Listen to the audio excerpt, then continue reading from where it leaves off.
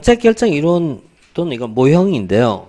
이론이나 모형이란 거는 이제 현실에 존재한 것을 설명하는 내용이지만 현실은 아닙니다.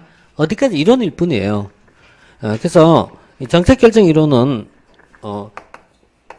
우리 현실에서 정책이란 거는 매우 다양할 수밖에 없어요. 근데 이것을 우리가 이론화하는 것은 이론화한 것은 모형화하는 것이에요. 모형한다는 얘기는 축소하는 것이다. 이래요. 축소한 것이다.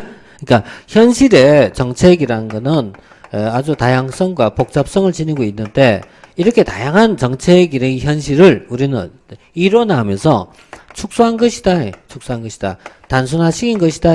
이렇게 봐요. 그래서 이론은 이제 축소한 것이다. 그러다 보니까 많은 학자들의 견해가 있어요. 정책이라는 것이 나는 이렇게 본다. 나는 이렇게 본다. 해서 여러 가지 모형이 나올 수밖에 없어요. 그래서 이 이론의 틀에 들어가면은 우리가 보다시피 앞에서부터 뭐죠? 합리부터 시작해갖고 쭉 넘겨보면요. 참 많이 나와요. 몇 개쯤 나올까요? 줄 잡아 한 10개 이상 나올 거예요, 이게. 이렇게 이제 이론적인 내용이 쭉 나와요. 나오다 보면요. 아유, 참 할 것도 많네. 에이, 하기 싫은데. 하기 싫으면 안 하면 되지, 뭐. 근데, 하기 싫어도 있잖아요. 기본이 된 걸 해두세요. 기본이 해두면 다음에 공부할 때 거기서부터 올라가는 거예요. 그래서 공부에서 제일 나쁜 건요. 항상 제로 베이스 하는 사람들 많아요. 아, 여기까지 하고 그 다음에 어때요? 아유, 힘들어. 좀 쉬었다. 다음에 다시 시작하지 뭐. 그럼 어디부터? 또 처음부터야. 맨날 처음부터야. 이걸 리셋 증후군이라 부르죠. 컴퓨터에서 안 되면 어때? 에이, 눌러. 그럼 다시 처음부터 하면 돼. 그러면 이제 평생 그래 가는 거예요. 그래서 항상 이제 남는 공부를 해야 돼요. 오늘 하고 다음에 할 때는 이보다 더 상승된 공부를 해야 돼요. 자, 이 정책의 결정 이론은 분류 방식에 따라 여러 가지 모형이 있어요. 이것이 개인이 내린 것이다. 개인적 결정을 설명하는 이론도 있고, 그 다음에 아니야. 집단적 결정. 이렇게 설명하는 이론도 있어요. 아마 이제, 내교재 말고 다른 책 보면 이렇게 많이 소개돼요. 개인적 결정, 집단적 결정 이렇게 많이 표현해요. 근데 우리가 뭐 굳이 구분할 필요성이 별로 안 높아요. 그래서 뭐 이렇게 하든 저렇게 하든 상관없어요. 또는 합리 모형과 인지 모형 이렇게 설명하기도 해요. 인지 모형이란 말은요. 인간은 능력상 한계가 있기 때문에 제한된 합리를 가질 수밖에 없다. 이걸 인지 모형이라 부르는데요. 이렇게 설명하기도 해요. 그래서 또 행정에서 설명하는 것이 산출지향이라 부르고 정책에서 설명한 것을 과정지향이라 불러요. 교재는 산출지향과 과정지향을 설명하고 있는데 사실 뭐 별 필요 없어 이것도. 왜냐면 이렇게 시험 문제는 해경시험에서 딱 한 문제 나온 외에는 안 나왔으니까 그럼 이것도 지나가도 돼요. 지나가도 되는데 일단 이제 이 설명 방식에서 보이지는 않지만 이거 가지고 많이 얘기할 겁니다. 자, 합리 모형과 인지 모형의 개념을 가져온다면요. 자, 인간은 결정을 내릴 때 완전한 합리성을 가지고 있다라고 보는 모형이 하나 있어요. 그래서 완전한 합리성을 가지고 있다. 다음 페이지에 있는 내용하고 가장 근접한 내용이에요. 그 다음 페이지 한번 보세요. 한 페이지 넘겨보세요. 완전 합리성을 전제로 한 모형이 있고요. 그 다음에 인간은 완전하지 못하고 제한된 또는 부분적인 합리를 가지고 있다라고 보는 관점이 있어요. 이때 완전 합리성을 가정하고 나오는 모형을 합리라고 불러요. 합리 이렇게 부르고요. 아니야, 인간은 능력상 한계가 있기 때문에 제한된 합리를 가질 수밖에 없어 라고 보는 모형을 만족 모형이라 불러요. 얘가 나온 게 1950년대 나왔던 이론입니다. 1950년대 그 유명한 학자 사이먼입니다. 허버트 사이먼에 의해서 나와요. 그래서 이 사이먼에 의해서 나오는데 사이먼 어디서 공부했죠? 들어봤잖아요. 사이먼. 행정에서 윌슨하고 사이먼을 모른다면 그건 좀 문제가 있어요. 그죠? 윌슨, 사이먼. 가장 유명한 사람이잖아요. 행태론에서 나왔죠? 그래서 이 사이먼이 이렇게 얘기하는 거예요. 행정이라는 뭐죠? 합리적 의사결정이다. 이렇게 표현하거든요. 바로 여기서 나온 내용, 만족모형이라고 불러요. 이 사이먼의 제자들 또는 동료들과 함께 연구가 진행이 되거든요. 그래서 이 내용이 다음에 뭐죠? 회사 모형으로 발전해 나가요. 회사 모형 발전하고 또 하나는요. 점증이라는 개념으로 발전해 나가요. 점증과 회사 모형이 있어요. 그리고 이상한 모형 하나 있어요. 쓰레기통이라고. 이게 뭔데? 뭐 이름이 또 쓰레기통이야. 쓰레기통도 하나 있어요. 얘도 하나 있고. 그 다음에 이 점증에 대해서는 아직 비판에서 나온 모형이 있어. 비판에서 나온 모형이 있는데 이것을 최적이라고 부릅니다. 최적 모형.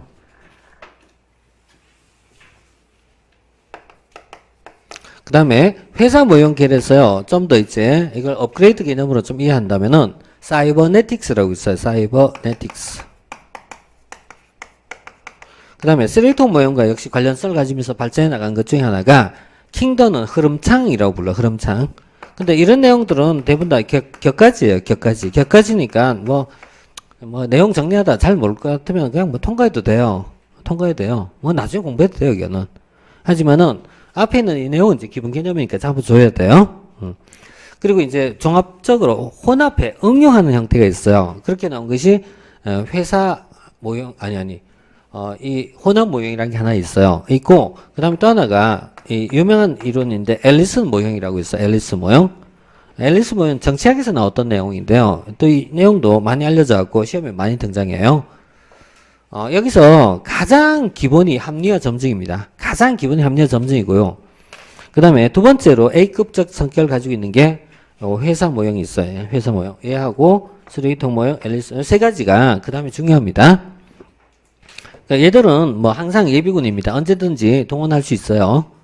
그리고 합리화 점증은 이건 현역입니다. 언제나 바로 뛰는 애들입니다.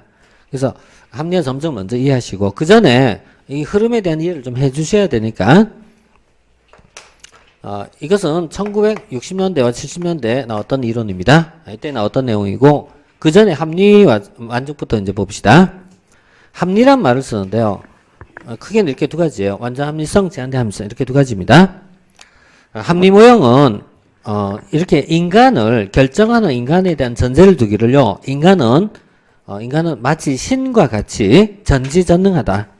그렇기 때문에 신과 같이 전지전능하기 때문에 모든 대안을 비교 분석하여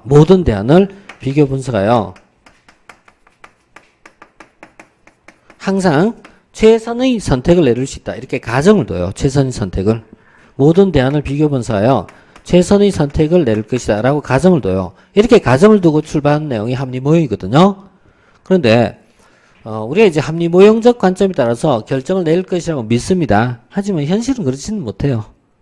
왜냐하면 우리가 항상 최선의 선택을 했느냐. 예를 들어서 여러분들이 이제 선택의 기로가 지금 한 개나 두 개 정도 했을 거예요. 지금은. 물론 이제 좀 더 굴곡이 있어갖고 많은 경험하신 분도 있지만 대부분 다 어때요? 고등학교 졸업하고 대학 가는 선택의 기회로 이런 정도 했을 거예요. 근데 내가 과연 있잖아요. 모든 것을 다 비교해서 최선의 대학을 갔느냐라고 물으면요. 전부 다 입이 티 나올 거예요. 이거는.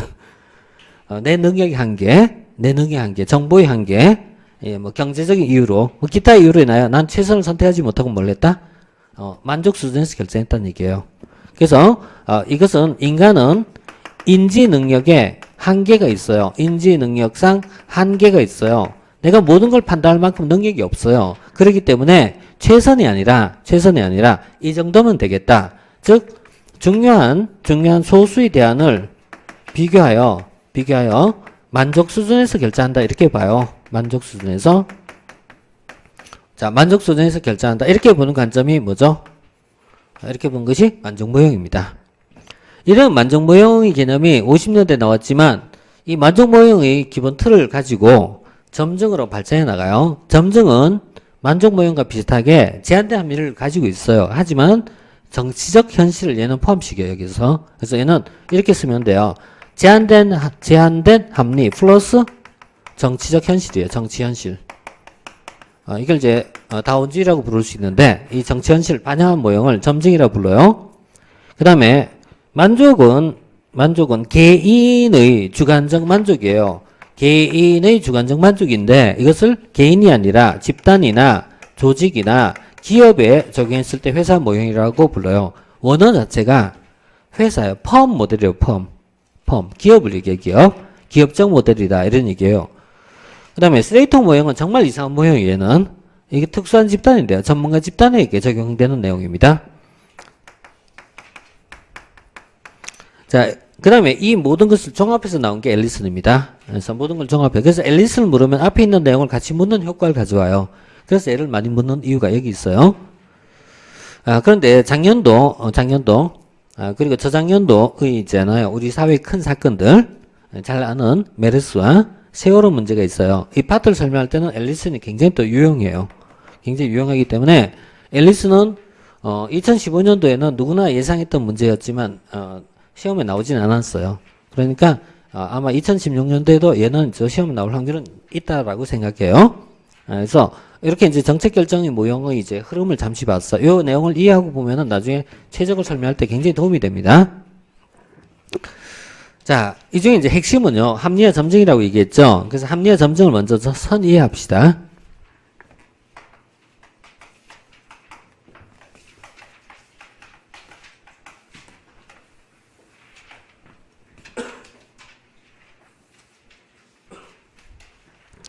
자, 합리는 인간에 대한 가정을 두기를 인간은 합리적이다. 어떤 합리냐? 완전한 합리성을 가지고 있다. 이렇게 가정을 둬요. 인간은 완전한 합리성을 가지고 행동할 것이다. 라는 가정을 둬요. 그래서 그 결과 모든 대안을 비교 분석하여 항상 최선의 선택을 내린다. 이렇게 가정을 둬요. 이걸 총체주의라고 부릅니다. 총체란 말은 전체. 모든 것을 다 검토해서 이 중에 가장 좋은 걸 선택한다. 이 총체주의적 개념이에요. 물론 현실적으로 가능하겠습니까? 당연히 불가능합니다. 그래서 이게 뭐죠? 이상적 모형입니다. 이상적 모형 또는 규범적 모형. 이상적 규범적 모형. 자, 여러분들 중에서 아마 많은 숫자는 이제 사회 파트 경제를 공부하게 될 거예요. 경제학을 공부하면은 시장이란 것은 전제 조건이 있어요. 뭐라고 돼 있죠? 뭐라고 보냐면 시장이란 뭐죠? 완전 경쟁 시장을 가정하고 합니다. 그리고 여기서 뭐가 나온다? 균형이 나온다. 이렇게 설명해요. 근데 현실의 시장은요, 완전 경쟁 아니거든요. 무슨 완전 경쟁은요? 다 불완전 경쟁이죠. 그래서 이게 뭐냐면 이상 상태를 설명하는 이론적 개념이에요. 합리는 뭐야? 이렇게 물으면 소위 말해서요, 계량적 분석하는 모형이 합리 모형이에요. 분석을 통해서 가장 좋은 답을 찾는 게 합리예요. 점증은요, 현실을 설명하는 모형이에요. 현실은 계산기 두드려서 나온 것이 아니란 말이에요. 그러니까 현실은요, 다른 사람과의 관계 속에서 타협 협상을 통해서 일어난다. 이게 점증이거든요. 그래서 이 합리 모형은 우리가 이제 실제 적용할 때는 많은 분석 기법을 사용합니다. 이 분석 기법, 이걸 우리는 앞에서 공부했어요. 우리 앞에서 정책 분석을 공부했어요. 정책 분석을 통해서 결정한 것이 바로 뭐죠? 합리 모형적 관점이에요. 그러니까 그중에 가장 대표가 비용 편익 분석이었죠. 비용 편익 분석은 결국 어때요? 예를 들어서 뭐 50개의 대안이 있다. 50개의 대안 중에서 가장 좋은 거 찾아내는 거잖아요. 이런 것이 들어가고요. 그 다음에 여기서는 경제적 합리성을 추구합니다. 자, 경제적 합리성을 추구합니다. 이게 이제 합리 모형의 기본 개념이죠. 자, 그럼 합리는 실제 우리가 적용할 수 있다면 어디에 많이 적용한다? 합리를 적용한 파트는 우리 앞에서 공부했던 거. 댐 건설. 예를 들어 만들어 보시면 돼요. 댐 건설, 발전소 건설, 공항 건설, 지하철 건설, 도로 건설. 이거 다 합리 모형에 따라서 결정할 수 있는 내용입니다. 그래서 여러 가지 복수의 대안 중에 최선을 찾아내는 과정입니다. 자, 반면 점정은요, 인간에 대한 가정을요, 현실적으로 본다면은 그렇지 않다. 제한된 합리를 가지고 있다라는 가정을 둬요. 인간은 제한된 합리가 있어. 이렇게 가정을 둬요. 그리고 나서 여기에 뭘 포함시킨다고 했죠? 정치적 현실을 포함시킨다. 이렇게 얘기했죠? 정책 현실. 정책 현실이라고 얘기하면은 뭐였다? 타협, 협상, 합의가 타협, 협상, 합의가 이루어진 현실이에요. 이걸 달리 표현할 때 이걸 정치적 합리라 부릅니다. 정치적 합리성. 자, 이렇게 이제 정책 합리성을 중시하는데요. 이 점정에 의하면은 이런 현실 반영하기 때문에요. 급격한 변화는 있을 수 없어요. 뭐가 같습니까? 다운주의하고 똑같습니다. 그래서 급격한 변화는 있을 수 없어요. 그래서 여기는 기존의 정책이 있으면요. 기존의 정책에 플러스 해갖고 뭐죠? 조금 바뀔 뿐이에요. 소폭 변동이 온다. 소폭 변화가 온다. 이렇게 정리를 해요. 소폭 변화가 온다는 얘기예요. 그럼 기존의 정책 플러스 소폭적 변화가 오는데, 이걸 이제 다음에 우리가 재무행정 예산론을 공부할 때 베이스 플러스 알파 이렇게 쓸 겁니다. 베이스 플러스 알파 이렇게 해서 조금 바뀐다 이렇게 설명할 겁니다. 자, 우리가 이제 현실은 합리 모형처럼 만들어진 경우도 있지만 대부분은 이게 일반적입니다. 이게 일반적입니다. 이컨대 지방정부에서 예산을 편성할 때 가장 기본은 점정주 예산입니다. 점정주 예산은요, 예컨대 뭐 서울시 예산이 24조예요. 그러면 서울시 예산 24조 중에 20조 정도는 뭐였다? 기존에 해왔던 사업 벌리는 거고요. 한 4조 정도가 이제 추가적인 사업을 벌려요. 그래서 기존에 예를 들어서 있잖아요. 뭐 어린이집 지원금 얼마, 그죠? 뭐 이런 쭉 나올 거 아니에요. 노인회관 지원금 얼마 이런 식으로 나올 거 아니에요. 또 길에서 보면 어때요? 노면 보수, 뭐 쓰레기 수거 얼마 이렇게 돈이 책정될 거 아니에요. 올해 쓰레기 수거 안 할 거예요? 해야 되잖아요. 그죠? 그러니까 작년에 쓰레기 수거 얼마 들어갔다 그러면 올해는 어때요? 또 들어가겠죠. 다만 작년보다는 매년 어때요? 조금씩 늘어날 거 아니겠어요? 그래서 대개는 어때요? 늘어난 쪽이 많습니다. 점증이 많아요. 거꾸로 되면 정감이라 부를 수도 있는데 일반적으로 점증이 많습니다. 그래서 조금씩 늘어날 거죠. 이게 현실입니다. 그래서 이것은 현실이기 때문에 기득권을 무시할까요? 인정할까요? 기득권. 인정하는 겁니다. 기득권을 인정하는 것입니다. 그래서 이것을 현실적이며 보수적이라고 부르는 거예요. 보수적. 보수적이라고 해서 나쁜 의미, 좋은 의미 아니에요. 그런 거 관계없어요. 보수적이란 말이 급격한 변화가 없다. 이것일 뿐입니다. 자, 그 다음에 여기서는 우리 합리란 말 쓰더라도 어떤 합리였다? 정치적 합리입니다. 정치적 합리. 그래서 이것을 위한 있잖아요. 기본적 토대를 앞에서 공부한 적이 있어요. 우리는 1편 4장에서 행정 이념을 공부했어요. 폴 디징은 행정 이념에서 합리란 말을 5가지로 설명했어요. 기술적 합리, 정치적 합리, 경제적 합리, 사회적 합리, 법적 합리 이렇게 설명했어요. 이때 바로 핵심이 뭐였다? 정치적 합리와 경제적 합리잖아요. 앞에 봤던 내용입니다. 이게 사실. 예. 갑자기 또 불안하죠. 불안하죠. 괜찮아요. 예. 들어본 적이 있다 이 정도만 하면 내가 용서할게요. 근데 들은 적도 없다 이러면 진짜 그건 좀 곤란해요. 들어봤다. 자, 정치 합리예요. 여기까지가 우리가 두 가지를 설명한 가장 1단계예요. 1단계. 그 다음 2단계로 좀 더 들어가야 되거든요. 자, 합리를 설명하다 보면요. 목표, 수단, 분석이란 말 씁니다. 목표, 수단, 분석. 여기서부터 조금 내용이 어려집니다. 목표, 수단, 분석한다라는 말 쓰면서요. 이때 목표와 수단이라는 말 쓸 때요. 목표는, 이 목표란 것은요. 고정된 것, 명확한 것, 주어진 것, 변화가 없는 것입니다. 목표는 정해져 있습니다. 목표는 정해져 있고요. 뭐만 찾아가면 된다? 수단만 선택하면 됩니다. 그래서 수단이 최적화를 추구한다. 이런 말 써요.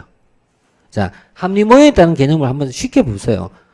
자, 예를 들어서, 자, 전기가 부족해요. 그럼 뭘 해야 돼요? 전력 생산을 해야 되죠. 목표는 정해졌어요? 안 정해졌어요? 정해졌죠? 전력 생산이라는 목표를 잡았어요. 그럼 이 수단은 여러 가지 있겠죠? 그 수단이란 게 원전을 더 지을 수도 있고, 그죠? 아니면요, 뭐, 다른 거, 가스 터빈을 만들 수도 있고, 화력을, 조력을, 풍력을 만들 수도 있잖아요. 어떤 수단을 선택할까만 남는 거, 이게. 그러니까, 목표는 정해진 겁니다. 그래서 우리 앞에서 봤던 뭐에 적절하다? 전기 생산, 발전소 건설, 아니면 그죠? 공항 건설, 뭐 이런 쪽이 나올 수 있단 말이에요. 자, 이런 내용이 이제 합리모형적 관점에 따른 정책입니다. 반면, 점정은요, 목표 수단 분석하지 않는다, 이렇게 얘기해요. 목표 수단 분석하지 않는다, 라고 하고요. 목표란 자체가 수단에 의해서 변경될 수도 있어요. 그래서 목표가 수단을 선택하고 수단이 목표를 변경하고 하기 때문에 목표란 자체가요. 연속적 조정, 계속적 조정, 가변적이라고 봐요. 목표는 불명확하고요. 연속적, 계속적 조정을 거친다. 이렇게 봐요. 목표라는 자체가 바뀔 수도 있어요. 바뀔 수도 있고 또 수단에 의해서 목표가 변경될 수도 있고 목표 자체가 축소될 수도 있고 확대될 수도 있어요. 다른 겁니다. 자, 예컨대, 아이고, 또, 누리하면 또 자꾸 이제 스트레스 받으니까, 그 보육사업 얘기하니까 그 얘기잖아요. 보육사업을 할까 말까라는 문제가 나와요. 이런 문제가 나오는데, 이런 건 어때요? 수단에 의해서 바뀌어질 수도 있어요. 그러니까 축소되거나 확대되거나 이런 것이 나올 수도 있어요. 그래서, 아니면 이런 거 쓸까요? 쓰레기 매립지 건설을 해볼게요. 쓰레기 매립. 뭐 쓰레기 매립을 할 때요. 쓰레기 매립을 목표 잡더라도, 그죠? 수단에 따라서 바뀔 수 있는 거, 이거는. 보류될 수도 있고 딜레이 될 수도 있고요. 새로 시작할 수도 있어요. 왜냐하면 쓰레기의 수가 하다 보니까요. 주민이 반대하고 협상이 거부하고 이러면요. 굉장히 난항이 빠지는 거 이게. 그래서 이런 거는 목표 자체가 어때요? 좀 조정을 받을 수도 있어요. 이런 것이라든가 또 이런 부분이 이제 점정주의에 따른 이제 보시면 돼요. 그래서 아까 얘기했던 있잖아요. 대부분이 있잖아요. 지방재정에서 설명한 내용은 점정주의가 일반적입니다. 자, 그래서 여기서는 목표와 수단에 대한 분석을 하지 않는다. 이렇게 이제 표현합니다. 이 말이 조금 어려워집니다. 어쨌든 자, 이렇게 봅시다. 자, 합리화 점정에 대한 아주 기본 이해였어요. 이렇게 좀 보시고 교재에서 한번 읽어봅시다. 읽어보면서 내용을 좀 보충할 테니까요. 자, 358조 합리란 인간은 이성과 합리성에 근거하여 행동한다. 이렇게 전제를 두고 있습니다. 인간은 이성과 합리성에 따라 행동한다라는 전제하에서 58쪽. 그 다음에 가정이 있어요. 가정에 보면 인간의 전능성, 합리적 경제인, 그리고 자원의 충분성이라는 게 있어요. 이 말은 모든 대안을 선택할 수 있을 만큼 여유가 있어. 이런 얘기인데. 자, 여기서 인간의 전능성을 가정하고 있죠. 그 다음에 합리적 경제인이라고 부르죠. 이렇게 봤고요. 다음 특성 볼게요. 합리 모형 이상적 모형이고요. 또 이상적 모형이고, 오른쪽 페이지. 그 다음에 분석적입니다. 그리고 또 목표 수단 분석한다 라고 얘기했죠. 목표 수단 분석. 그 다음에 경제적 합리성을 추가하지 정책 측면은 고려하지 않습니다. 그 다음에 우리가 알고 있는 결정 과정을 따릅니다. 우리 앞서 공부했던 문제인지부터 이런 과정을 따르고요. 그 다음에 합리 모형 한계점이 있어요. 합리 모형은 인간은 완벽하다고 전제하고 있지만 현실 인간은 능력상 한계가 있습니다. 또 문제의 복잡성이 있거나 또 매몰병이 존재해요. 매몰병 공부했다 그죠? 뭐라고 정의했을까요? 이미 사업에 투입한 경비예요. 그러니까 매몰병이 존재하면은 우리가 이제 새로운 투자를 하기가 또는 기존의 내용을 포기하기가 너무나 어렵습니다. 자, 이런 것이 나오고요. 자, 이런 이유로 인하여 합리 모형도 적용의 한계가 있어요. 자, 그 다음에 만족갑니다.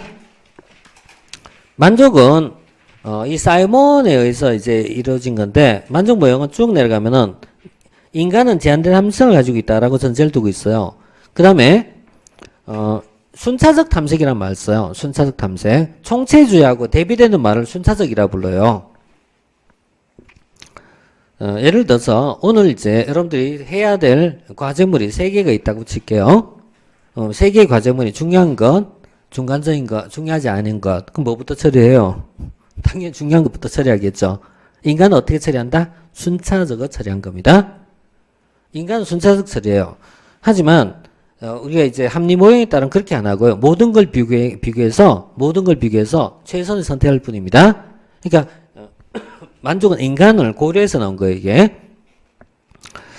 자, 그 다음에 현실적이죠. 자, 그 다음에 쭉 갈게요. 점증을 할게요. 점증에 따르면요, 합리 모형의 비현실성을 비판하면서 정치 현실을 반영한 모형입니다. 그래서 점증은 인간의 지적 능력의 한계, 제한된 합리 플러스 기술적 제약, 정책 다원주의를 인정하고 소폭적 변화를 하자, 이런 내용이 점증입니다. 그 다음에 점증에서 이제 기본 내용 볼게요. 자, 기본 내용 쭉 내려가서 보면은 이제 제한된 분석, 점진적 결정, 순차적, 역시 순차적입니다, 이것도. 인간은 대체로 어때요? 순차적 결정하는 게 일반적이에요. 그 다음 부분적 결정이고요. 목표 수단의 미분석이라고 되어 있죠? 목표 수단이 분리되지 않습니다. 그래서 이런 내용이 있고, 그 다음에 또 뭐죠? 정치적 합리성입니다. 그러나 점증주의도 한계점이 있어요. 점증주의 한계점은 다원주의를 전제로 하고 있어요. 이 말은 안정된 사회에서 가능하다라는 얘기를 품고 있어요. 그 다음에 환경의 변화에 대해서 적응이 떨어져요. 왜냐하면 점증은 보수적이에요. 보수적이기 때문에 변화에 대해서는 대응이 좀 떨어져요. 이런 문제가 있고, 그 다음에 선례답습의 악순환이라는 말이 있어요. 이 말이 뭐냐면요. 자, 우리 점증의 본질은 뭐예요? 그러면 기존 정책 플러스 알파예요. 근데 만약에 기존 정책이 잘못되면 어떻게 하죠? 이런 얘기가 나온 거야. 처음 단추, 우리가 첫 단추를 잘못 깨면 계속 잘못되는 겁니다. 그러니까 기존의 정책 자체가 잘못되면 어때? 악순환이 반복될 수밖에 없다는 문제점이 있어요. 그래서 개독에는 점증을 적용하기 어려운 거예요. 어려운 것. 자, 이것이 이제 점증 이제 문제점이라고 보시면 돼요. 그 다음에 참고에 있는 내용은요. 그냥 말 그대로 참고로 삼으세요. 점정의 여러 가지 개념의 발전을 설명하기 때문에 시험용에 나오지는 않습니다. 자, 그래서 쭉 지나가시고, 다음 혼합으로 갈게요. 혼합 모형에서부터 뭐 최적이라든가 이런 내용들은 복잡하게 설명할 필요 없이 그냥 끊어서 요지만 이해해주면 됩니다. 에치오니는 아미타이 에치오니라고 있는데, 에치오니는 혼합이란 말 써요. 혼합이란 말 쓰는데, 이 혼합은 원어는요 믹스드 스캐닝 모델 해갖고 혼합 주사라 불러요. 혼합 주사 이렇게 부르는데, 혼합은 합리 플러스 점정입니다. 참 쉬워요. 참 쉬운데 뒤에 가면 또 이게 점정이라고 했던지 또 만족이라고 했는지 막 헷갈려요. 제일 중요한 거 두 개 섞었어요. 제일 중요한 거 두 개. 자, 합리와 점정입니다. 그런데 어떤 경우에 합리를 어떤 경우에 점정을 적용할까라는 문제가 있어요. 이때 기본적 결정을 할 때는 합리에 의해서 하고, 그 다음에 세부적이거나 지엽적인 결정할 때는 점정에 의해서 하자 이렇게 합니다. 그럼 기본적 결정은 우리가 나무에서 큰 줄기기적 결정이에요. 그런데 여기서 이렇게 격가지가 많이 빠져나오잖아요. 이걸 뭐야? 지엽이라 부르는 거예요. 지엽. 가지 지자에다가 잎사귀 엽자예요. 그러니까 아주 시시콜콜한 세부적인 걸 얘기하죠. 그래서 기본적 결정, 중요한 결정, 그리고 이 세부적 결정, 크게 얘기하면 거시적 결정, 이쪽은 미시적 결정. 이렇게 얘기할 수 있죠. 네, 숲이냐 나무냐 이런 얘기예요. 거시적, 미시적 이걸 있잖아요. 적절히 섞어서 보자. 혼합 모형이에요. 그러니까 혼합 모형은 뭐 괜찮네. 근데 이제 뒤에서 비판하길요. 그게 무슨 이론이야? 섞었지. 나도 하겠네. 이렇게 얘기한 거야. 콜럼버스가 읽은 거야, 이것도. 그래서, 아이고, 그럼 진작 얘기하지, 그럼. 자, 혼합이에요. 그 다음에, 다음에 이제 최적을 가져갈게요. 최적은요. 자, 최적은 우리 앞에 이제, 우리 흐름을 잠시 봤어요. 흐름을 좀 같이 다시 한번 써봅시다. 합리가 있었죠. 합리에 대해서 아니야. 비판에서 나온 게요. 만족이었죠. 만족을 얘기하다 보니까 얘가 발전해서 나온 게 뭐였다? 점정이었죠. 그럼 점정이나 만족은 사실은 어때요? 크게 보면 한 통속인 거예요. 그럼 얘가 점정의 문제점이 있어요. 그래서 뭐가 나왔다? 최적이 나오거든요. 그럼 점정은 어떤 문제가 있는데, 자, 점정은 그 문제점이 너무 보수적이고 너무 타협적인 거예요. 보수적이고 너무 타협적이에요. 그러다 보니까 이게 싫어하고 최적은요 점정을 비판해요. 그럼 점정은 얘를 비판했으니까요 다시 어느 쪽 계열로 되돌아간다? 합리가 다시 되돌아오는 거예요. 그래서 최적은 합리를 전제로 합니다. 그럼 앞에하고 다를 바 없잖아요. 그러니까 뭔가 또 다른 차별이 있겠죠. 그래서 나온 게 바로 뭐였다? 초합리라 부르죠. 초합리. 초합리란 말 써요. 초합리란 말 쓰는데요. 참 독특한 표현이 나와요. 초합리 또 뭐야? 별거 다 얘기해요. 감각, 재치, 영감, 직관 이런 걸 얘기합니다. 직관, 영감, 감각 이런 걸 이제 우리가 초합리라고 부릅니다. 뭔가 불현 뜻이 있잖아요. 탁 떠오르는 그 무엇인가 있단 말이에요. 이게 뭐예요? 초합리입니다. 자, 초합리. 그럼 초합리는 이런 직관적인 부분을 얘기하다 보니까요. 이게 양적이에요, 질적이에요? 이 계량화가 안 되는 거잖아, 이거는. 질적 모형이죠. 근데 합리는 양적 모형이잖아요. 그래서 이걸 양적 질적이라고 부른 거예요. 하나만 쓰시면 틀려요. 항상 같이 움직여야 되거든. 양적 플러스 질적 이렇게 써요. 자, 그래서 양적 모형, 질적 모형. 자, 그런데 왜 초합리 쓸까? 이게 왜 필요할까? 이유가 나와야 되잖아요. 초합리가 필요한 이유가 있을 거 아니에요. 직관이 요구되는 상황이 있을 거 아니에요. 자, 요구되는 상황이 있어요. 첫째, 비정형적 신규 사업을 벌일 때. 그러면 선례가 없죠. 비정형적인 사업을 벌이면 어때요? 선례가 없죠. 해본 적이 없죠. 그러니까 뭐 기준점이 없잖아요. 그 다음 두 번째, 시간이나 자원이 부족할 때요. 시간도 없고 자원도 없어요. 합리는 가능하기 위해서 뭐냐면요. 모든 대안을 비교해 분석해야 돼요. 충분히 여유 자금이 있어야 돼요. 근데 시간도 없어요. 자원도 없고 이런 비정형적이에요. 어떻게 해야 돼? 이렇게 얘기한 거야. 참 어려운 거잖아요. 이때 뭐가 필요하다? 얘가 필요하다. 이렇게 봐요. 자, 그래서 이걸 이제 좀 이해하기 쉽게 수험생으로 들어가서 볼게요. 수험생은 이제 시험 칠 때 항상 어때요? 합리 모형에 따라서 최선의 답을 추구합니다. 그냥 곧바로 나는 느낍니다.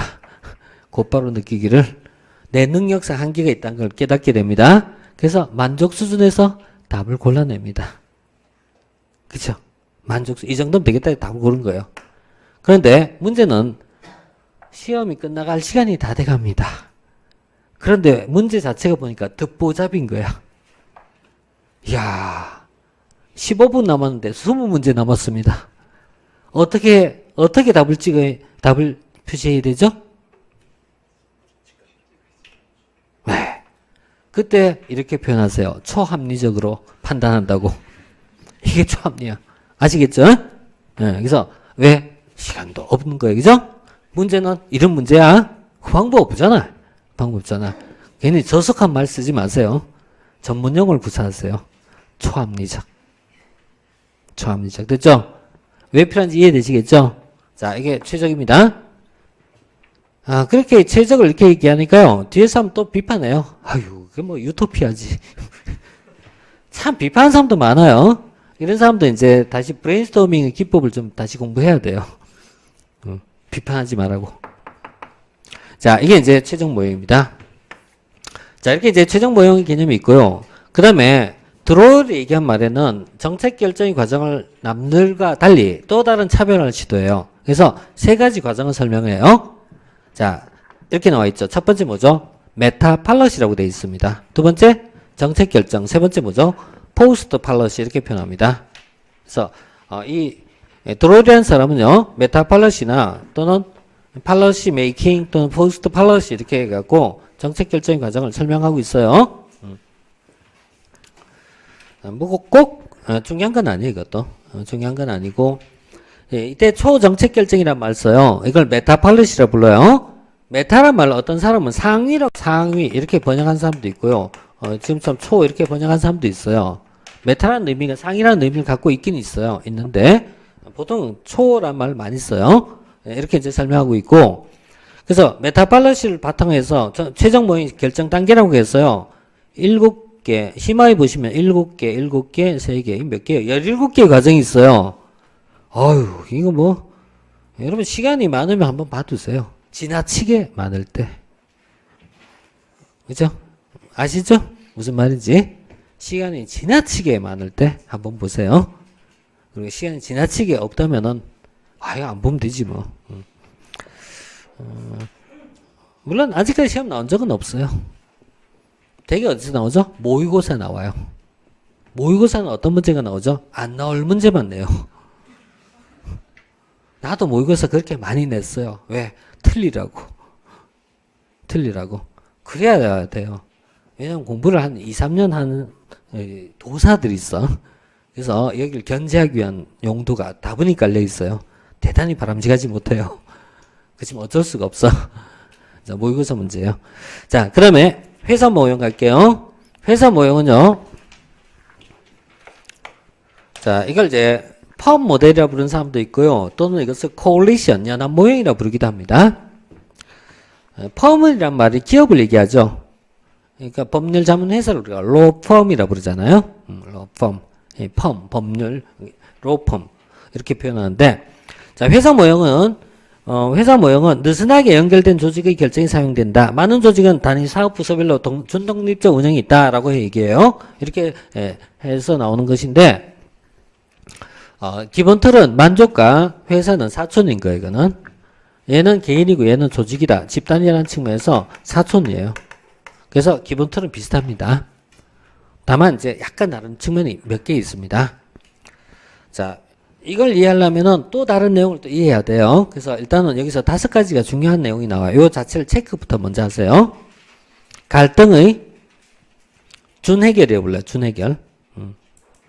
그 다음 불확실성의 회피라 불러요. 회피. 요 2가지가 중요합니다. 그리고 나서 문제중심 탐색 조직학습, 그리고 마지막에 SOP라고 돼 있어. SOP. SOP부터 먼저 얘기합시다. 표준 운영 절차라고 번역합니다. SOP란 말이 표준 운영 절차를 부르는데요. 개념 할게요. SOP란 조직이 경험적으로 학습한 업무 처리 절차예요. 자, 조직이 경험적으로 학습한 업무 처리 절차를 SOP라 불러요. 자, 첫째 조직이 있고 두 번째 경험적이에요. 경험적 또는 관습적, 습관적, 경험적. 그 다음에 학습해 간 업무 처리 방식이에요. 이걸 SOP라 불러요. 자, SOP라는 부분이 조직을 바꾸면 부서가 되고 기업이 되고 이 조직이 또는 하위 부서가 시간이 경과함에 따라 업무 처리 절차가 하나하나 쌓여가는 과정을 설명해요. 마치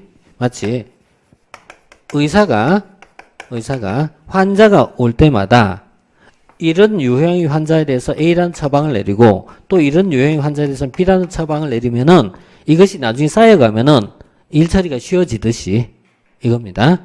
그래서 내과 의사 한 5년만 지나면 어때요? 아, 이제 전문가예요.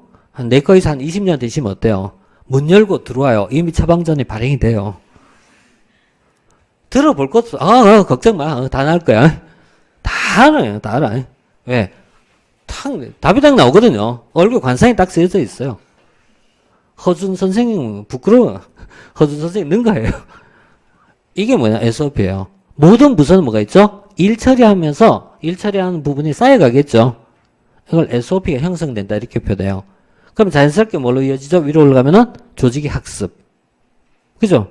또 다시 위로 올라가면 뭐죠? 문제 중심의 탐색입니다. 자연스럽게 해결돼요. 이거는. 자, 그런데 어려운 말이 갈등의 준해결과 그 다음에 이게 연합체이기 때문에 나오는 현상이에요. 예, 그리고 또 하나가 불확실성의 회피라 불러요. 불확실성의 회피라는 말을 쓰는데 불확실성을 줄이기 위해서 필요합니다. 이때 이제 주의할 사항이에요. 불확실성을 줄인 과정에서 불확실성이 너무 크면요. 자, 불확실성이 매우 크면은 장기적 목표를 만들 수 있어요? 없어요? 예? 불확실성이 매우 커요. 이러면 어때요? 장기 목표를 만들기 어렵죠? 그죠? 그래서 뭐가 나온다? 단기적 한류가 있다. 이렇게 써요.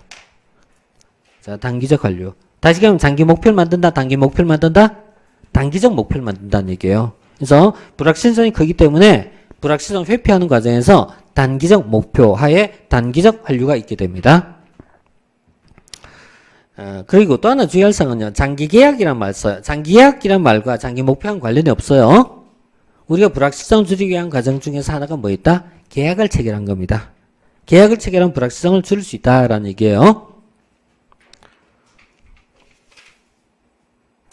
우리 이제 기름을 사오는 방법은 두 가지가 있어요. 하나는 현물 시장에서 사와요. 또 하나는요. 중동의 산유국가와 계약을 체결한 겁니다. 장기 계약을. 이때 장기 계약 해봤자 뭐 10년짜리 이런 계약 아니에요.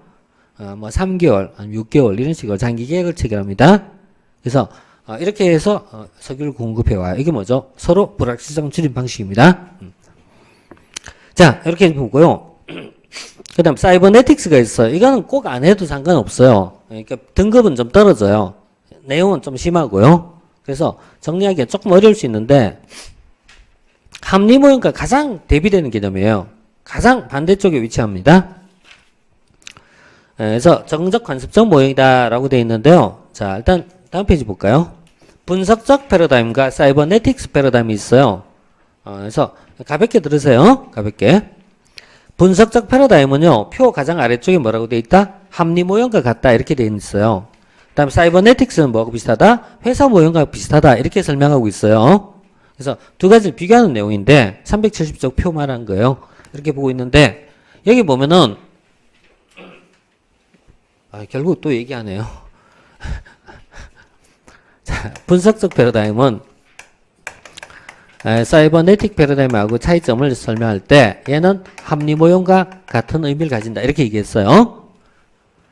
자, 우리가 불확실성을 바라보는 관점이에요. 불확실성을 바라보는 관점인데 합리 모형에 따른 불확실성을 뭐 하자? 감수하자라고 얘기해요. 뭘 통해서? 네? 어떻게 감수하죠? 그래서 우리 지난 시간 정책 분석 공부했잖아요. 미래치 공부 안 했어요? 했잖아요. 그죠? 불확실성을 감수한 거 뭘 통해서? 예측 기법을 통해서. 분석적 기법을 통해서. 맞죠? 그래서 많은 분석 기법을 통하여 불확실성을 감수해보자. 이게 뭐예요? 합리모형적 관점이에요. 분석 기법을 통해. 분석 기법을 통해서 한단 말은 이론적이죠. 이론적, 인과적이란 말. 인과. 이론을 인과로 보면 돼요. 앞으로 똑같이 만들어요. 이론, 인과관계, 이론. 같다 이렇게 봐요. 그래서 이론적 분석 기법을 통해서 인과적 분석이 그죠? 인과관계. 사이버네틱은요. 불확실성을 감수하는 게 아니고요. 불확실한 그 상황 자체를 어떻게 하자?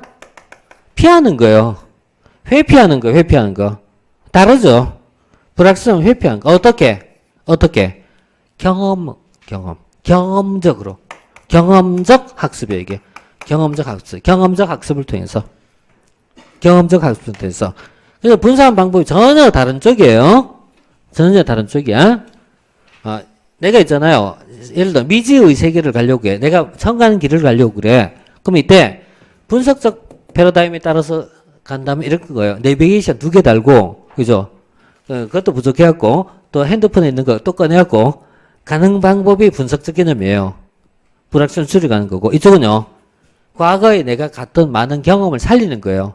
그래서 위험에 빠지지 않도록 하는 겁니다. 사이버네틱스에 가면은 야밤에 골목길 가지 않는 것이 사이버네틱스 개념이에요. 우리가 경험론적인 학습을 통해서. 그래서 이걸 어떻게 쓴다? 도구적 학습과 인과적 학습이라고 부릅니다. 요 말이 제일 어려운 단어예요, 여기서. 자, 도구적 학습, 인과적 학습 찾았어요? 여기 제일 중요한 단어예요. 그 다음에 얘는 불확실성 뭐 한다고? 회피라고 됐죠? 이걸 다른 말로 통제라 불러도 돼요. 불확실성이 회피를 통한 통제란 말이야. 자, 이렇게 보고요. 그 다음에 뭐 이상한 단어 있어요. 알고리즘, 휴리스트. 뭐 다 쓸데없는 내용이에요, 이것도. 네, 뭐 알고 싶으면은 이제 물론 하면 좋지만, 네, 이렇게 보고. 그 다음에, 쓰레기통 볼게요. 쓰레기통 모형. 쓰레기통과 앨리스까지 할 때요. 할게요. 자, 회사 모형은 5가지 암기할 사항입니다. 그 다음에 쓰레기통 모형은요. 이것도 참 특이한 건데요. 조직화된 혼란 상태에서 다른 말로 조직화된 무정부 상태에서 정책은 우연하게 결정됩니다. 이게 뭐죠? 쓰레기통 모형입니다. 혼란 상태가 너무 심하니까요. 조직화된 혼란이라고 표현해요. 이 조직화된 혼란인데 쓰레기통 자체를 뭘 보죠? 이 큰 쓰레기통이 있어요. 쓰레기통 자체는 혼란 상태예요. 이것을 조직화된 혼란이라고 부른 거예요. 이게 조직화된 혼란 상태. 쓰레기통에 비유를 드는 거예요. 자, 쓰레기통에는 잡동사니가 섞여 있어요. 그래서 이 안에는 병부터 있죠. 캔도 있고 비닐도 있고 막 잡동사니가 있어요. 규칙이 없어요. 일정 규칙이 없어요. 막 혼합되어 있는 상태예요. 뒤죽박죽이란 말이에요. 이런 속에서 결정이 안 된단 말이에요. 이 속에서 이런 상황에서 결정이 안 되고 막 시시각각 따로따로 움직이고 있어요. 막 흘러다닌 거예요. 흘러다니다가 어떤 계기가 주어져요. 어떤 계기. 그 계기와 함께 결정이 되더라. 우연하게 결정이 됐다. 이 계기를 앞에 잠깐 언급했어요. 이 뭐라고 했을까요? 정치적 사건이라든가 문제 극적으로 부각시킨 사건이라든가 이걸 뭐라고 했어요? 트리거. 점화장치라고 본 거예요. 점화장치. 이 점화장치예요. 이게 하나의 계기로 작용해요. 이거는 사건일 수도 있고, 그죠? 정책 사건일 수도 있고요. 정권 교체도 있어요. 정권 교체. 정권이 교체되면서요. 그동안 하지 못했던 게 팍 터진 경우도 있어요. 이걸 설명할 때 나옵니다. 그러면은 조직화된 혼란이 일어나는 이유를 알아야 돼요. 그래서 여기서 참가자의 특징이 나와요. 정책 결정의 참가자예요. 정책 결정의 참가자는 다음과 같은 특징이 있어요. 근데 이 사람들은 대개 어떤 사람이냐면 전문가적 성격을 가지고 있어요. 전문가의 공통적 성격이 있어요. 전문가의 공통적 특성 중에 하나는요. 개인의 선호가 명확할까요? 불명확할까요? 내가 A를 좋아한다, B를 좋아한다는 걸 명확하게 표현한다, 안 한다? 잘 안 해요, 이게. 불분명한 선호예요. 이 측면에서는 전문가와 정치인은 닮았습니다. 정치인들은 극단적 표현을 안 합니다. 극단적 표현을 안 합니다. 그리고 항상 어때요? 빠져나갈 자리를 다 만들고 말을 해요. 말이 그래서 항상 뭐 어때요? 기름칠이 항상 들어가 있어요. 반들반들하게 얘기한 거예요. 참 좋은 얘기예요. 듣고 나면 뭔 얘기했지? 뭐 좋긴 이렇게 얘기해요. 나중에 뭘 얘기하는데 명확하지 못해요. 그 다음에 해결 방법이 명확하지 못해. 해결 방법이. 이것을 불명확한 기술체계라고 불러요. 불명확한 기술체계. 이 말의 의미가 해결 방법도 명확하지 못하다 이런 얘기예요. 그 다음 세 번째가요. 일시적 참여입니다. 일시적 참여. 일시적으로 참여. 비정기적 참여예요. 비정기적. 참석 자체가요. 일시적이 왔다 갔다 했다 안 했다 이렇게 주기적으로 하지 못해요. 그러면 결정이 잘 돼요 안 돼요? 안 되는 겁니다. 그래서 예컨대 대학에 교수회가 있어요. 대학의 교수회. 대학의 교수회 가면요. 이게 뭐 당나라예요 당나라. 이게 다 뭐 갑자기 딴소리 갑자기 하고 있잖아요. 막 옆에 또 막 짜증나요 진짜.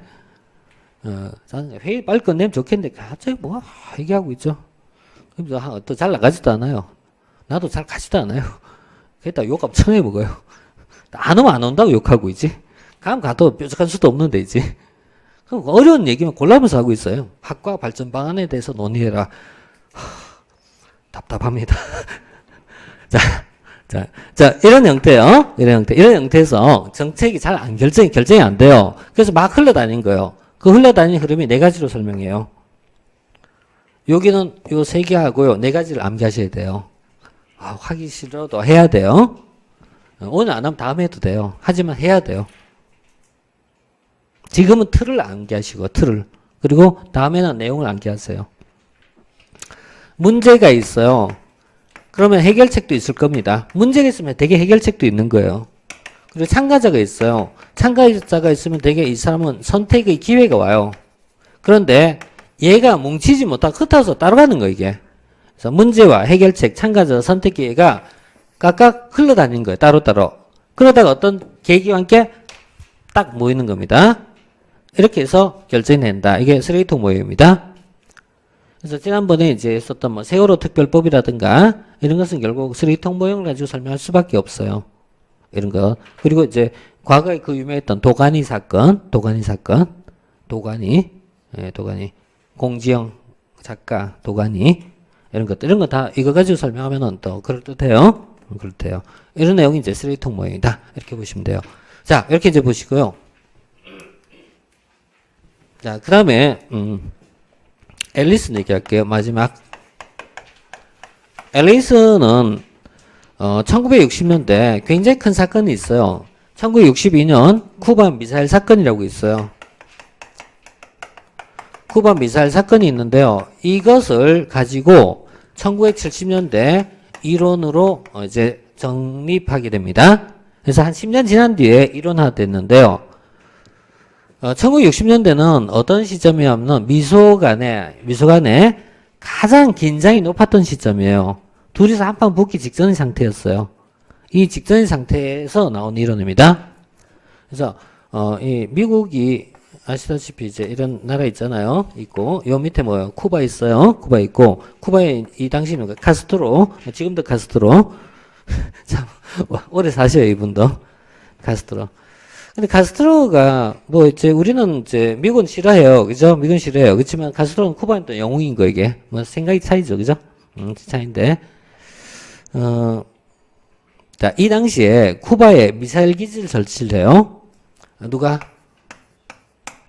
소련이 사주를 받아갖고. 그러면은 미국 입장에서는 기분 나쁘죠? 기분 나빠갖고 미국 얘기하기를 미사일 기지 철수해라 얘기했어요. 그러니까 못하겠다 했어요. 그럼 때려라. 진짜 그래서 때려갔어요. 근데 부끄럽게도 암초에 걸려갖고 배 전부 다 전복하고 미국 군이 체포당하고 이제 미국이 이제 작은 나라하고 싸워서 진 케이스예요. 아주 성질 엄청난 게 있대요. 1차 피그만 침공이라고 불러요. 유명한 사건이에요. 피그만 침공. 뭐하고 비슷하냐면요. 우리나라가 여몽이죠. 원정이 있죠. 그죠? 있잖아요. 원정벌이잖아. 그래서 원나라하고 같이 일본 정벌 하잖아요. 근데 왜 지죠? 왜? 태풍 불었죠. 아니, 전쟁하면서 태풍 부는 것도 모르고 전쟁하면 바보가 있나? 시기를 알아야지, 이런 거는. 뭐죠? 준비가 안 된 상태에서 벌인 거잖아요. 준비가 안 된 상태에서 전쟁부터 벌이니까 진 거 아니에요. 이것 똑같아요. 그래서 준비 안 된 상태에서 하다 보니까 지게 됐단 말이에요. 그래서 여기서 큰 교훈을 얻어요. 이게 이제 다음에 우리가 만장일치에 대한 어떤 비판적 개념으로 다음에 나옵니다. 자, 일단 1차 피그만 침공. 자, 그 다음에 2차가 시작된 게요. 핵미사일을 가져가요, 이제. 핵미사일을 가져오는데, 이 핵미사일을 실은 배가 미국, 쿠바를 가고 있어요. 여기서 이 당시 케네디가 해상 봉쇄라는 결정을 내려갖고, 전쟁 직전을 갔다가 마지막 외교적 타협을 통해서, 해결됩니다. 이 과정에서 케네디 행정부는 어떤 결정을 내렸을까라는 걸 가지고, 앨리스는 모델 3가지를 제시합니다. 그래서 이 외교 정치 파트에서 굉장히 유명한 이론입니다. 자, 이 앨리슨 이론에서는요, 결론이 3가지가 나와요.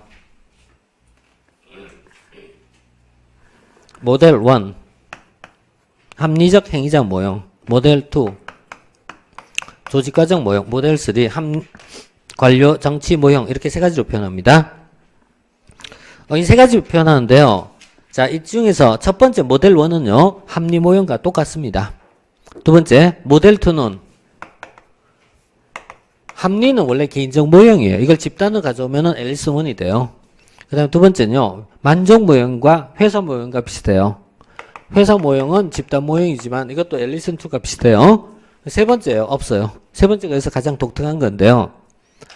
용어를 기억했어요. 용어를 관료 정치 모형이라고 부릅니다. 관료 정치 모형. 1, 2는 앞에 거 가져오면 되기 때문에 어렵지 않아요. 근데 모델 3가 중요합니다. 관료 정치 모형. 이렇게 정의해요. 자, 관료 정치 모형. 자, 여기서 조직관이 있어요. 조직관. 두 번째, 목표의 공유도가 있어요. 이 2가지 체크하세요. 체크 다 돼 있어요. 그죠? 체크 다 돼 있어요. 새까맣게 들어가 있으니까. 자, 조직관이 뭐라고 되냐면요. 조정과 통제가 잘 된 유기체라고 설명합니다. 두 번째는요. 하위 조직의 연합체라고 설명합니다. 세 번째요. 개별 행위자의 집합체라고 설명합니다. 조직을 바라보는 관점이 3가지가 각각 달라요. 네, 첫 번째부터 이해할게요. 유기체란 말부터 이해할게요. 유기체. 유기체의 대표는 뭐죠? 자, 사람이죠. 조직을 마치 뭐처럼 유기체로 이해합니다. 그러면 머리가 결정을 내린 것을 신체의 각 기관은 충실히 이행하는 것입니다. 다시 하면 얘는 조직이란 거는 조직이 헤드가 있고 그 밑에는 하위 부서가 있어요. 하위 부서는 얘가 내린 결정을 충실히 집행만 할 뿐이에요. 이것이 군조직과 같은 모습이에요. 군조직은 지휘관이 내린 결정을 밑에 있는 부대는 충실히 이해한 것입니다. 그래서 얘가 내길 넌 앞으로 돌격해라. 그리고 가서 총만 많이 맞아라. 뒤쪽에 너는 이제 대포만 쏴라. 이 딱 어때요? 일사불란하게 움직이는 거예요. 이것이 뭐냐면 유기체예요. 그럼 목표의 공유도가 높아요, 낮아요? 하나의 목표를 가지고 있죠? 그래서 공유도가 높다 이렇게 얘기해요. 그 다음 두 번째, 연합체는 조직이란 뭐냐면 하위 조직의 연합이라고 부른 거예요. 연합. 군대를 바꿨으면요, 연합군입니다. 연합군이 있어요. 연합군 사령관은 있지만 이 사람은 상징입니다. 중요한 건 뭐죠? 각 부대별로 따로 움직이는 겁니다. 그래서 다른 부서의 입장을 고려하여 준독립적으로 운영된 거예요. 준독립적. 따로따로 흩어져 있어요. 준독립적으로 운영돼요. 따로따로 움직이는 거예요. 자, 그럼 다시 첫 번째 볼게요. 첫 번째는요. 부서 간의 목표가 이견이 생겼어요. 갈등이 생겼어요. 갈등이 생기면 이걸 조정할 수 있어요, 없어요? 첫 번째. 얘가 머리잖아, 이제? 그러니까 얘와 얘의 갈등이 있으면 얘가 어때요? 조정할 수 있어요. 그래서 갈등을 완전한 해결해 불러요. 근데 이쪽은 어때요? 부서 간의 목표가 달라요. 그럼 위에서 조정하기가 쉬워요, 어려워요? 어렵죠? 그래서 갈등이 뭐라 불러요? 준해결이라고 불러요, 준해결.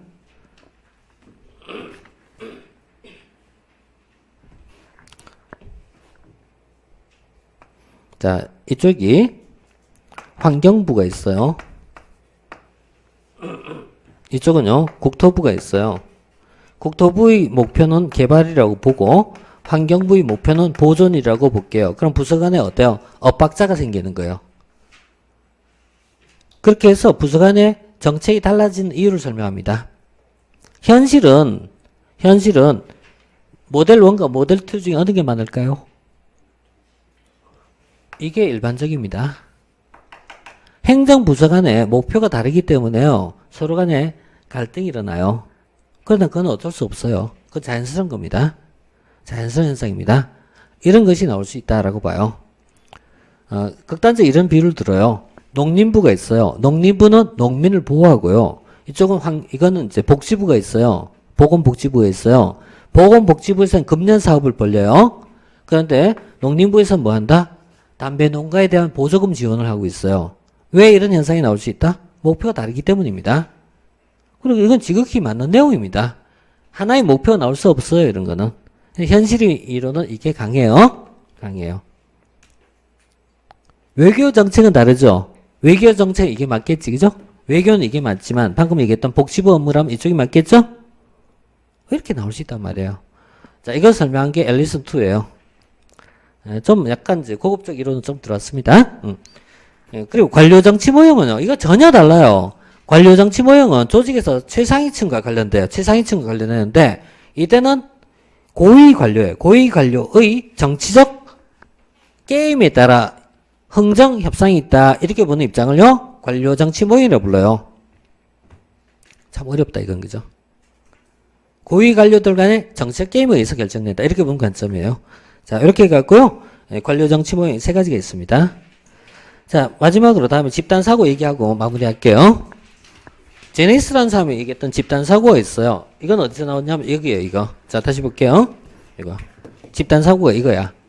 집단사고는 뭐냐면 반대를 허용하지 않는 분위기예요.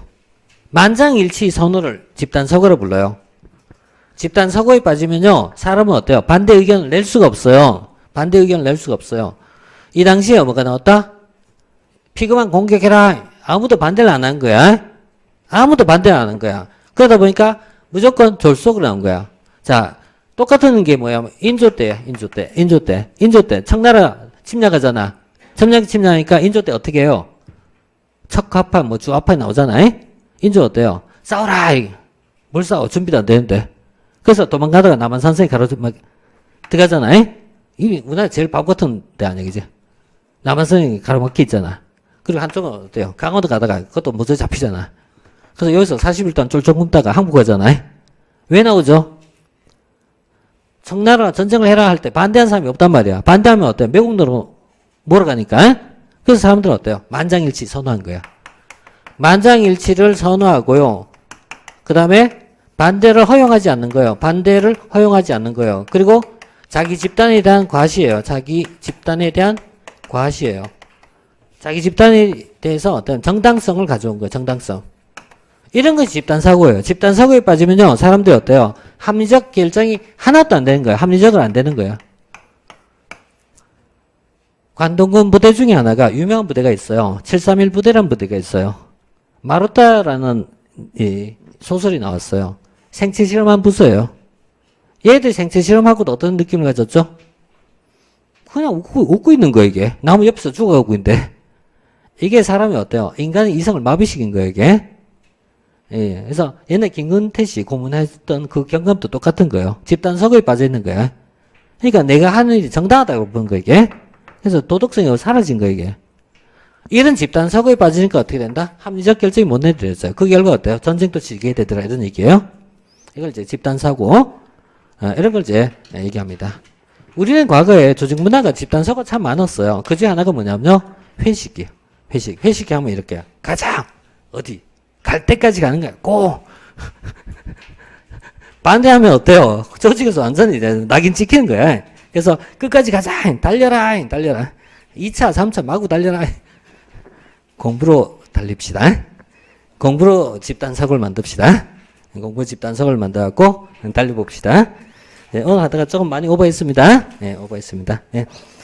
자, 여기까지 좀 보고요. 다음 시간 공공선택 이론하고, 그 다음에 정책 집행론 평가론 하면요. 정책론 무난하게 끝납니다. 자, 오늘 장시간 동안에 고생 많이 하셨습니다.